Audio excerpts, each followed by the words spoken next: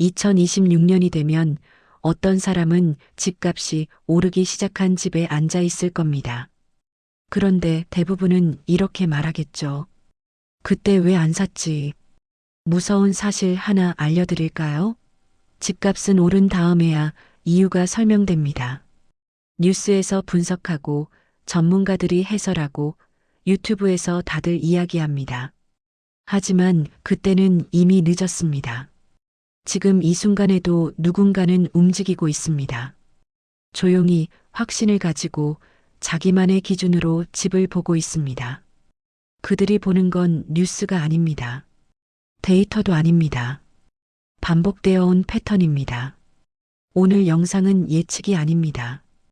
이미 수십 번 반복되어 온 공식을 정리한 겁니다. 2008년 금융위기 이후에도, 2015년 저금리 시대에도, 2020년 팬데믹 이후에도 똑같이 작동했던 원리입니다. 이 영상을 끝까지 보시면 알게 됩니다. 어디를 사야 하는지가 아니라 어떤 기준으로 봐야 하는지를, 그리고 그 기준이 지금 어디에서 작동하고 있는지를, 내 돈으로 가장 많이 오를 곳에서 내 집 마련하는 법. 2026년 버전, 지금 시작합니다. 사람들은 집값이 오를 것 같을 때 집을 봅니다. 그런데 이상하게도 그때는 이미 늦었습니다. 왜 그럴까요? 정보가 많아질수록 기회는 끝나갑니다. 뉴스에서 어느 지역이 핫하다고 나오면, 유튜브에서 전문가들이 분석하기 시작하면, 정부에서 정책 발표를 하면 그때는 이미 가격에 다 반영되어 있습니다. 실제로 집값 상승 사이클을 보면 이렇습니다. 처음에는 아무도 관심 없습니다. 거래만 조용히 늘어납니다. 그 다음 몇몇 사람들이 눈치챕니다. 그리고 뉴스가 나옵니다. 마지막으로 대중이 관심을 갖습니다.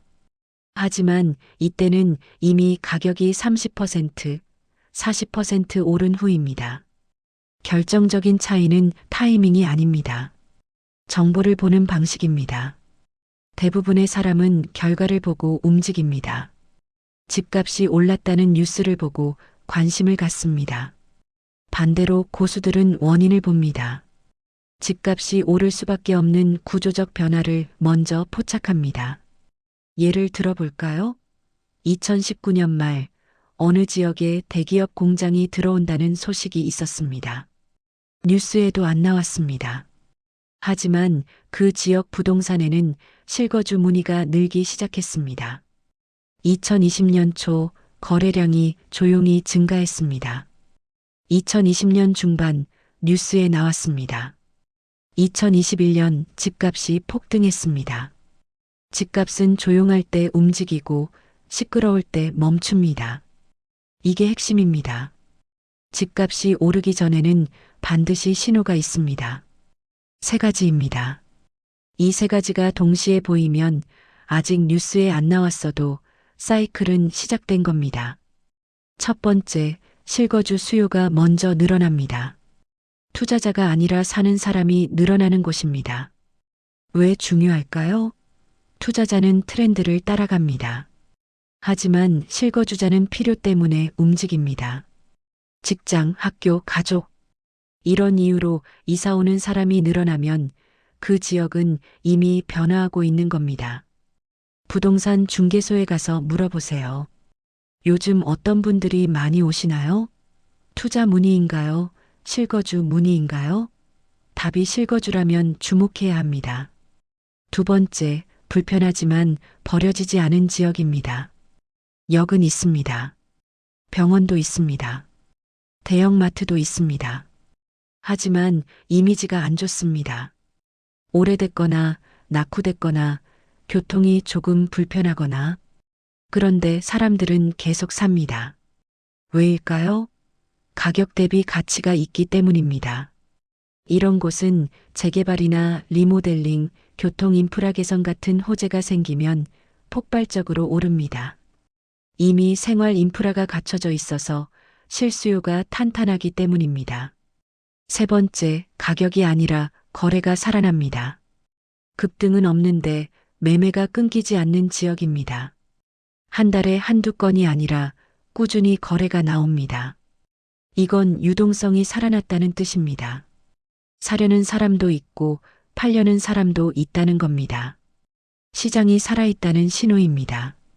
이 세 가지를 동시에 확인하세요. 그곳이 바로 다음 상승의 시작점입니다. 많은 사람이 묻습니다. 어디가 제일 많이 오르나요?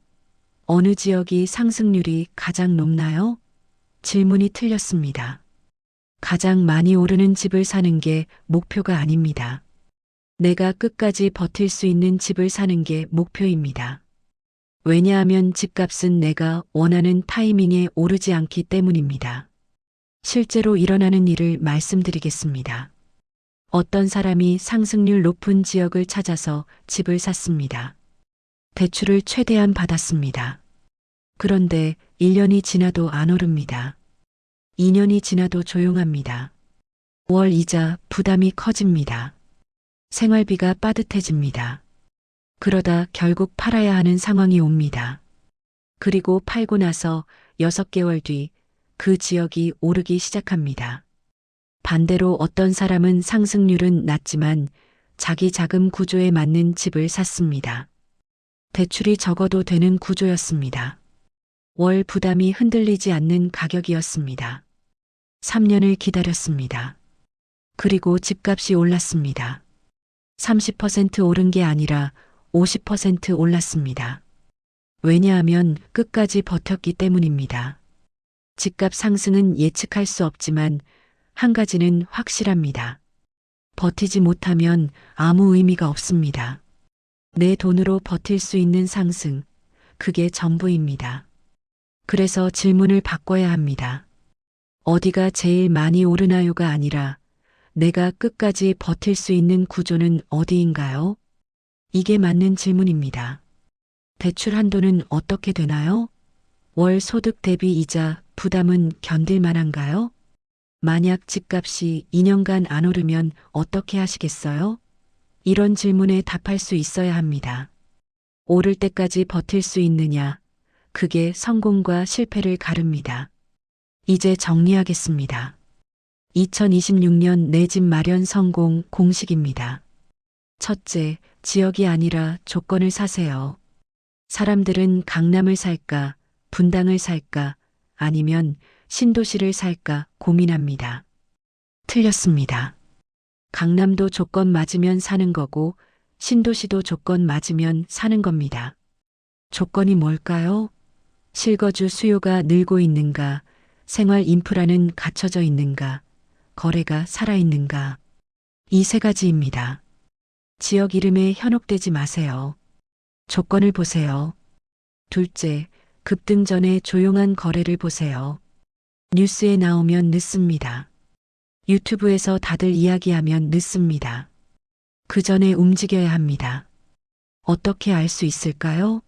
직접 발로 뛰세요. 부동산 중개소 3곳 이상 가보세요. 요즘 거래 어떤가요? 누가 사러 오나요?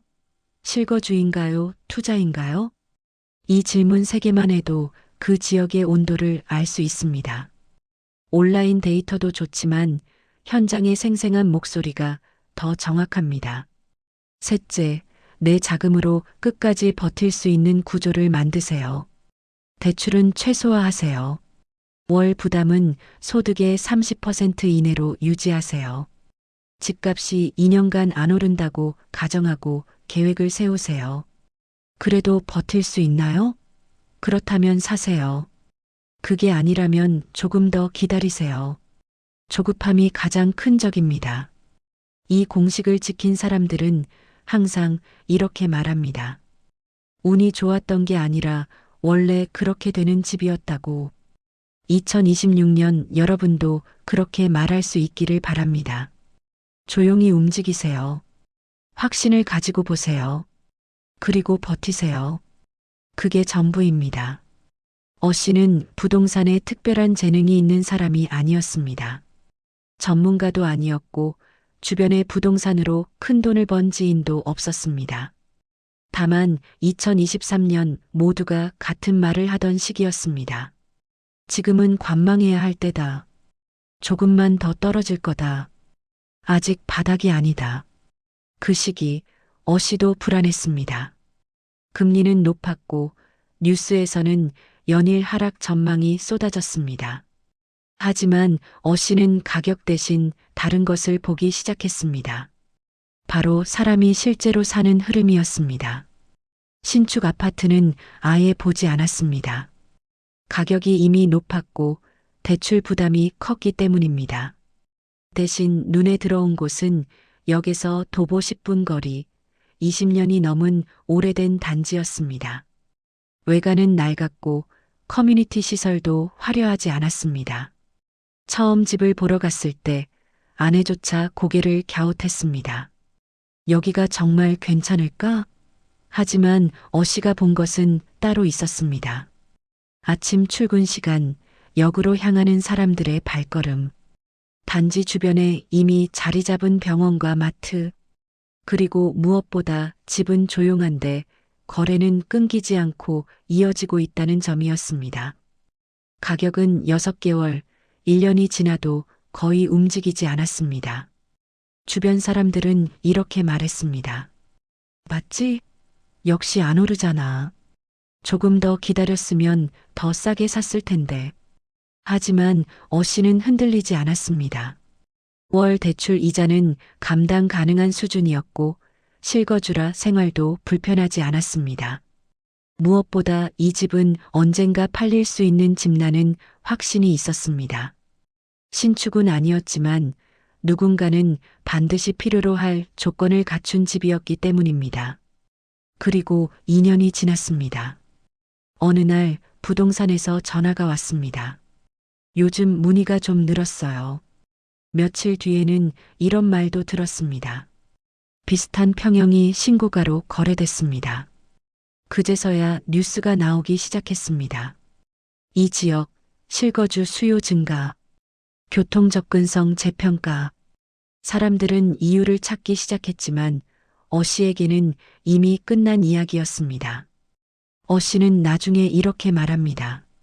갑자기 오르더라고요. 근데 이유는 나중에 뉴스에서 알았어요. 어 씨가 한 일은 단순했습니다. 미래를 예측하지 않았고 호재를 마치지도 않았습니다.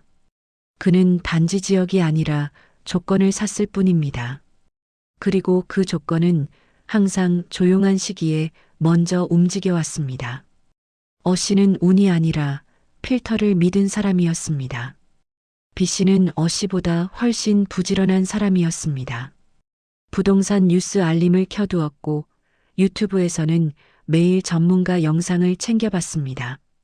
정부 정책 발표가 있으면 원문까지 찾아 읽었습니다. 지식만 놓고 보면 B 씨는 준비가 되어 있었습니다. 2023년 시장이 흔들릴 때 B 씨는 이렇게 말했습니다. 조금만 더 떨어지면 들어가야지. 아직 바닥은 아닌 것 같아. 전문가도 기다리라잖아. B 씨의 판단은 늘 합리적이었습니다. 근거도 분명했습니다. 금리는 높았고 거래량은 줄었고 언론에서는 연일 하락 가능성을 이야기했습니다. 그래서 B 씨는 결정을 미뤘습니다. 아니, 정확히 말하면 결정하지 않기로 결정했습니다. 그 사이에도 B 씨는 계속 공부했습니다. 어느 지역이 좋다는 말이 나오면 지도부터 켰고 호재가 보이면 댓글 반응까지 확인했습니다. 하지만 기준은 늘 같았습니다. 지금 사면 비싸 보인다. 조금만 더 기다리면 기회가 올 것 같다. 그러던 어느 날 분위기가 달라졌습니다. 뉴스에서 하락 이야기가 줄어들고 바닥 통과라는 말이 나오기 시작했습니다. B 씨는 다시 계산기를 두드렸습니다. 이제는 좀 사볼까? 그때 B 씨가 보던 지역의 가격은 이미 예전과 달라져 있었습니다. 몇 천만 원, 많게는 억 단위로 차이가 났습니다. 부동산에 전화를 걸면 이런 말을 들었습니다. 요즘은 매물이 잘 안 나와요. 괜찮은 건 나오자마자 계약돼요. B 씨는 혼란스러워졌습니다. 이유는 알 것 같았습니다. 교통, 수요, 정책 설명은 충분히 가능했습니다. 하지만 문제는 하나였습니다. 이해한 순간에는 이미 가격이 바뀌어 있었다는 것입니다. 결국 B 씨는 또 기다리기로 했습니다. 이건 너무 오른 것 같아. 조정 오면 들어가야지. 하지만 시장은 B 씨가 생각한 방식으로 움직이지 않았습니다. 조정은 짧았고 다시 회복됐습니다. 그 사이 B 씨의 선택지는 점점 줄어들었습니다. B 씨는 나중에 이렇게 말합니다. 이유는 다 알겠더라고요. 근데 가격이 이미 달라져 있었습니다. B 씨가 실패한 이유는 정보가 부족해서가 아니었습니다. 노력이 없어서도 아니었습니다. 단 하나, 기준이 없었기 때문입니다. 가격이 싸 보이느냐, 타이밍이 맞느냐가 아니라 내 돈으로 버틸 수 있는 조건인가를 한 번도 먼저 묻지 않았던 겁니다. B 씨는 정보는 많았지만 결정을 가능하게 하는 필터는 없었던 사람이었습니다.